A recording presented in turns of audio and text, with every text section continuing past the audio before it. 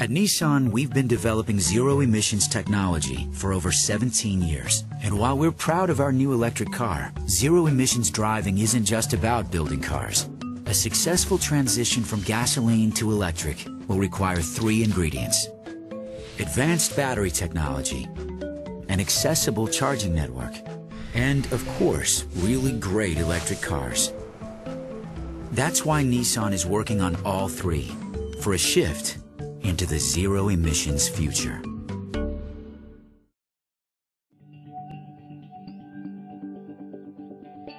Right now, as a society, we're faced with a huge challenge, which is to really significantly reduce greenhouse gas emissions. So we're here, it's day 2 in San Diego. I'm Jack Cosman, downtown Nashville. I'm Spencer. We're in Santana Row in San Jose for the zero-emission Nissan Leaf Tour. I'm just excited to see a large manufacturer of cars actually taking it to the marketplace. It's totally enough range for me to get around and drop the kids at school. It seems like the first electric vehicle that's going to be in my price range. It's perfect.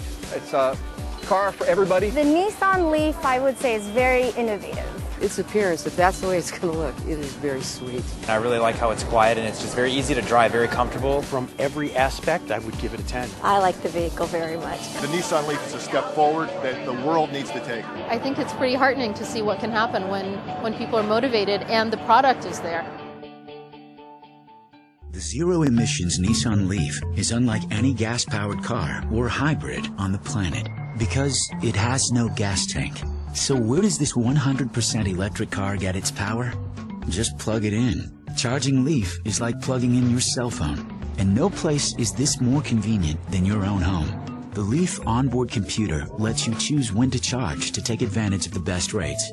Plus, you can program your car to automatically preheat or pre-cool before your drive. Your smartphone allows you to program these functions remotely. Leaf will even send you a message when charging is complete. Your full charge will cost you less than $3. And you'll never have to stop for gas. It's another exciting part of the new zero-emissions reality. A lot of folks ask, what's going to be the next Prius? Well, maybe this car, at least if Nissan has their way. This is the Nissan Leaf. It's an electric vehicle, no hybrid going on here at all. Electric motor is up here in the front. 100 horsepower, 210 foot-pounds of torque, and it'll do that for about 100 miles more than the average American drives in a day by a factor of 2 or 3. Here's where the watts go in up in the front. Now this charger on the right side will take 110 or 220 and give you a full charge on 110 in, 14, 15 hours. 220, 4 to 8 hours. But this guy over here is very cool. Now this is where you'll charge if you're at a commercial structure or your office perhaps. This is a 3-phase 440 DC input. 80% charge from flat in just 30 minutes. Real interesting interior. Right away it says this is not your typical kind of car. You get a total electronic interface in this vehicle. Starting with the instrument panel, there's not a gauge in the place, not one rotating needle. The gauge on the left is your battery temperature because, yes, high-power battery packs have a lot of thermal energy in them, and you got to keep an eye on that, but they don't expect any problems. In the middle, you've got your usual sort of time and distance, all your multi-odometers and gear indicator. Across the top, those circles are your power output or regen.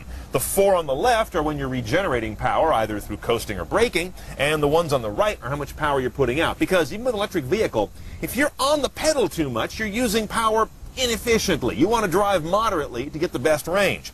Speaking of range, on the right, there's your fuel gauge, if you will. That shows you the state of charge capacity in the battery, and if that doesn't tell you enough, right overlaid on that is a predicted miles to depleted number. That's based on your historical driving as long as you've had the car since a full reset. Which brings me to those trees up there in the eyebrow display. That's another indication of how green you are driving now and historically. You build trees as you use a light foot on the pedal, and a record of how greenly you've driven, how many trees you've grown, if you will, goes into a master Nissan web service that they're going to launch with this car, which brings me to the head unit.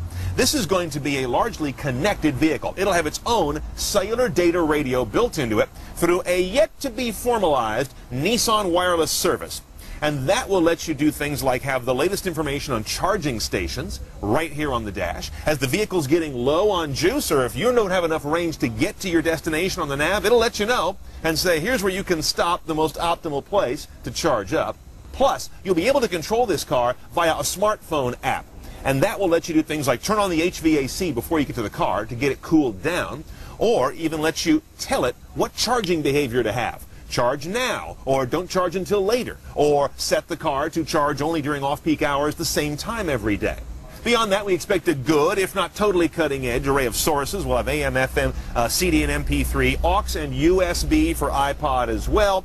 Bluetooth hands-free. Not sure about the Bluetooth streaming technology, but we'll see what happens in production. A year's a long time.